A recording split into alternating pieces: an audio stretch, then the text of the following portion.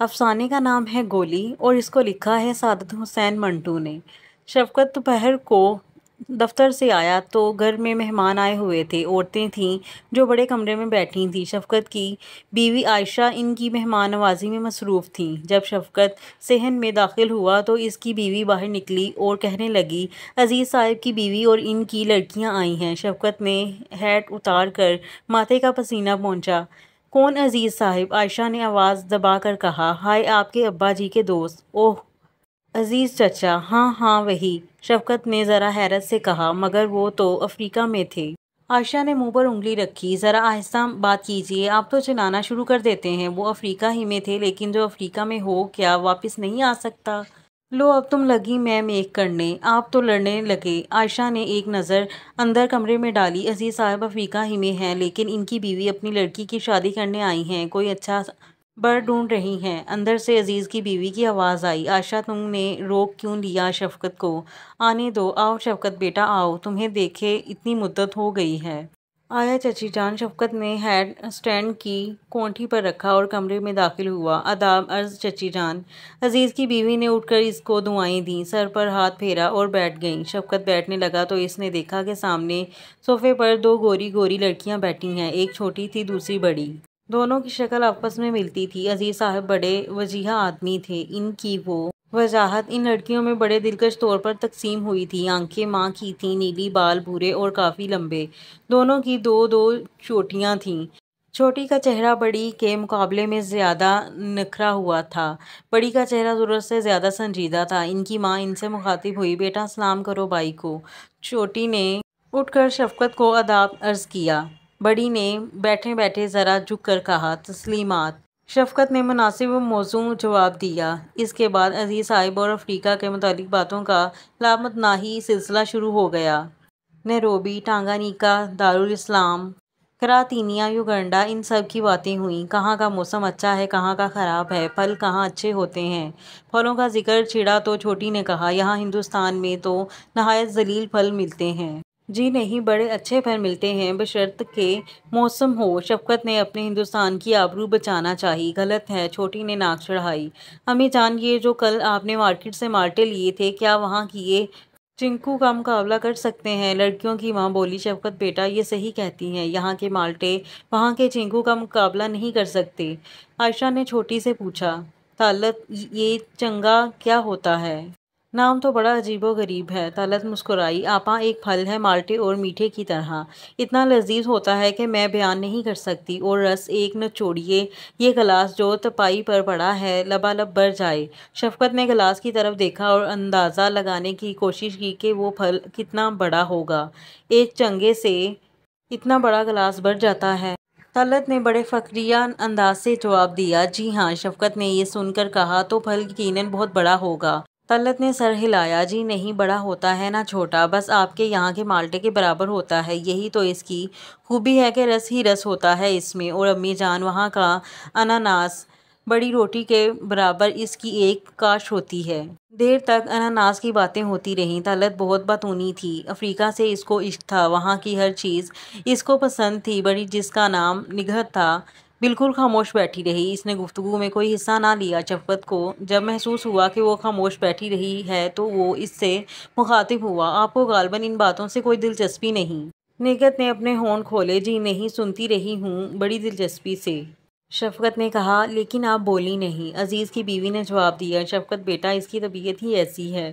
شفقت نے ذرا بے تکلفی سے کہا، چچی جان، اس عمر کی لڑکیوں کو خاموشی پسند نہیں ہونا چاہیے، یہ بھی کوئی بات ہے کہ میں گھونگھیاں ڈالے بیٹھے رہو۔ پھر وہ نگہت سے مخاطب ہوا، جناب آپ کو بولنا پڑے گا۔ نگہت کے ہونٹوں پر ایک شرمیلی مسکراہٹ پیدا ہوئی۔ بول تو رہی ہوں بھائی جان۔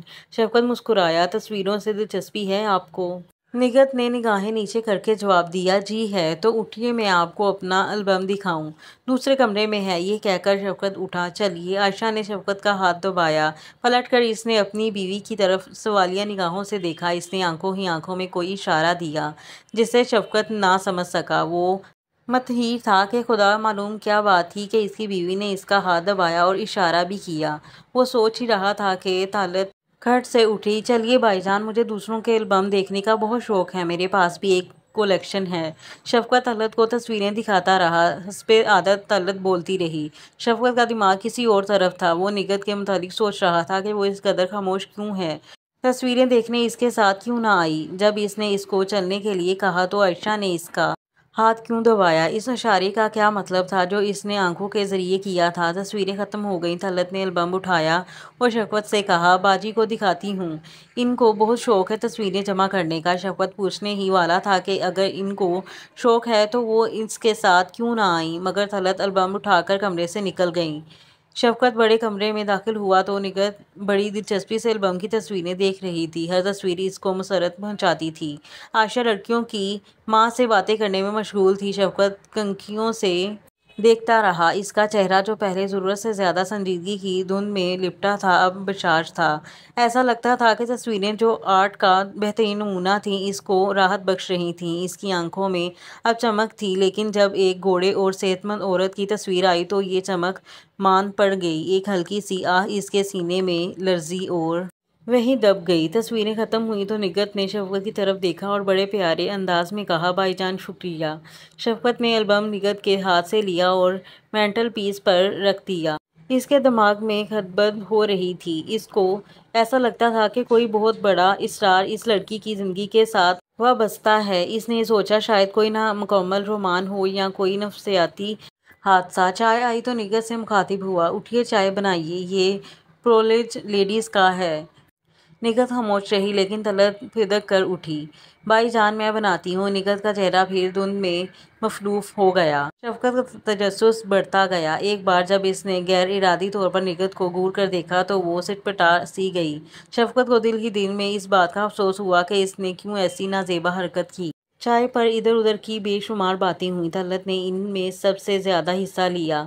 ٹینس کا ذکر آیا تو اس نے شفقت کو بڑے فخریہ انداز میں، جو شیخی کی حد تک جا پہنچا تھا، بتایا کہ وہ نیروبی میں نمبروں ٹینس پلیئر تھی اور 15-20 کپ جیت چکی تھی۔ نگہت بالکل خاموش رہی۔ اس کی خاموشی بڑی اداس تھی۔ صاف عیاں تھا کہ اس کو اس بات کا احساس ہے کہ وہ خاموش ہے۔ ایک بات جو شفقت نے خاص طور پر نوٹ کی یہ تھی کہ عزیز کی بیوی کی ممتا کا رخ زیادہ تر نگہت کی طرف تھا۔ اس نے خود اٹھ کر بڑے پیار محبت سے اس کو کریم رول دیے، منہ پوچھنے کے لیے اپنا رومال دیا۔ اس سے کوئی بات کرتی تھی تو اس میں پیار بھی ہوتا تھا۔ ایسا لگتا تھا کہ وہ باتوں کے ذریعے سے بھی اس کے سر پر محبت بھرا ہاتھ پھیر رہی ہے یا اس کو چمکا رہی ہے۔ رخصت کا وقت آیا تو عزیز کی بیوی اٹھی، برقع اٹھایا، عائشہ سے گلے ملی، شفقت کو دعائیں دیں اور نگہت کے پاس جا کر آنکھوں میں آنسو لا دینے والے پیار سے کہا، چلو بیٹا چلیں۔ طلعت پھدک کر اٹھی۔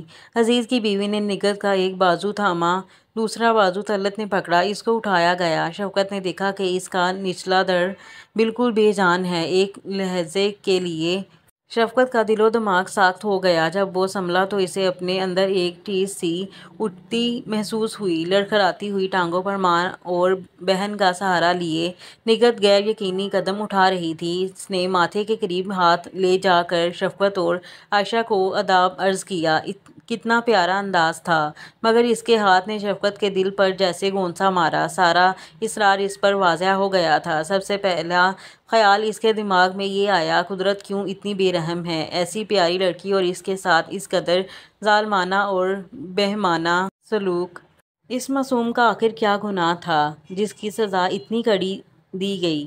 سب چلے گئے۔ عائشہ ان کو باہر تک چھوڑنے گئی۔ شفقت ایک فلسفی بن کر سوچتا رہ گیا۔ اتنے میں شفقت کے دوست آ گئے اور وہ بھی اپنی بیوی سے نگہت کے بارے میں کوئی بات نہ کر سکا۔ اپنے دوستوں کے ساتھ تاش کھیلنے میں ایسا مشغول ہوا کہ نگہت اور اس کے روگ کو بھول گیا۔ جب رات ہو گئی اور عائشہ نے اسے نوکر کے ذریعے کھانے پر بلوایا تو اسے افسوس ہوا کہ اس نے محض ایک کھیل کی خاطر نگہت کو فراموش کر دیا۔ چنانچہ اس کا ذکر اس نے عائشہ سے بھی کیا، لیکن اس نے کہا، آپ کھانا کھائیے، مفصل باتیں پھر ہو جائیں گی۔ میاں بیوی دونوں اکٹھے سوتے تھے۔ جب سے ان کی شادی ہوئی تھی وہ کبھی رات کو ایک دوسرے سے جدا نہیں ہوئے تھے اور ان کی شادی کو قریب 6 برس ہو گئے تھے، مگر اس دوران میں کوئی بچہ نہ ہوا تھا۔ ڈاکٹروں کا یہ کہنا تھا کہ عائشہ میں کچھ قصور ہے جو صرف آپریشن سے دور ہو سکتا ہے، مگر وہ اس سے بہت خائف تھی۔ میاں بیوی بہت پیار محبت کی زندگی گزار رہے تھے۔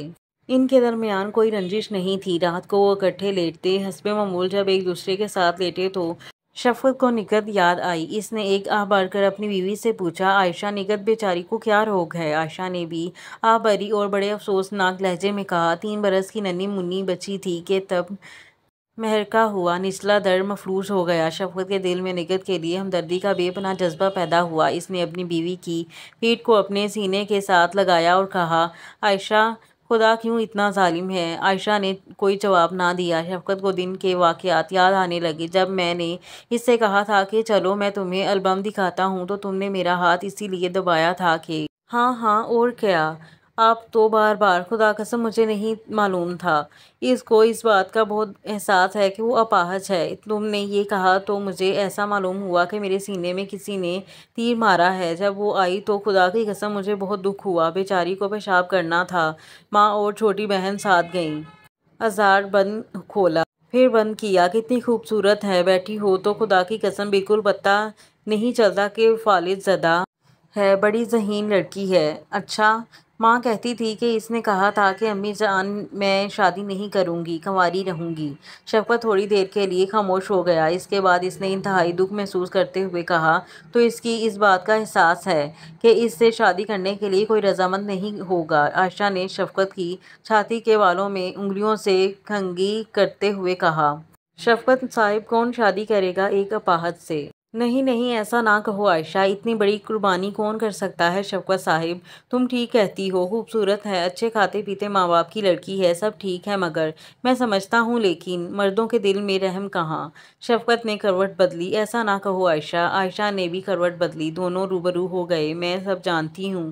کوئی ایسا مرد ڈھونڈیے جو اس بیچارے سے شادی کرنے پر آمادہ ہو۔ مجھے معلوم نہیں، لیکن بڑی بہن ہے، غریب کو کتنا دکھ ہے کہ اس کی چھوٹی بہن کی شادی کی بات چیت ہو رہی ہے۔ صحیح کہتی ہو تم۔ عائشہ نے ایک لمبی آہ بھری۔ کیا بیچاری اس طرح ساری عمر اٹھتی رہے گی؟ نہیں، یہ کہہ کر شفقت اٹھ کر بیٹھ گیا۔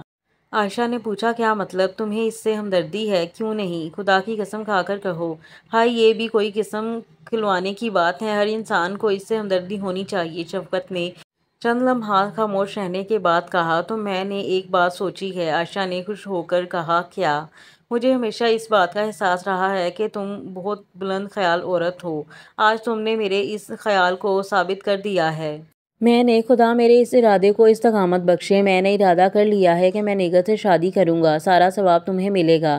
تھوڑی دیر خاموش رہی، پھر ایک دم جیسے گولا سا پھٹا، شفقت صاحب، میں گولی مار دوں گی اسے اگر آپ نے اس سے شادی کی۔ شفقت نے ایسا محسوس کیا کہ اسے زبردست گولی لگی ہے اور وہ مر کر اپنی بیوی کی آغوش میں دفن ہو گیا ہے۔ اور یہاں پر افسانے کا اختتام ہوتا ہے اور ملتے ہیں اگلے افسانے میں۔ ویڈیو اچھی لگی ہے تو ویڈیو کو لائک کر دیں اور چینل کو لازمی سبسکرائب کر دیں اور بیل آئیکن کو کلک کر دیں، اور ملتے ہیں اگلے افسانے میں۔ تب تک کے لیے دیں اجازت۔ اللہ حافظ۔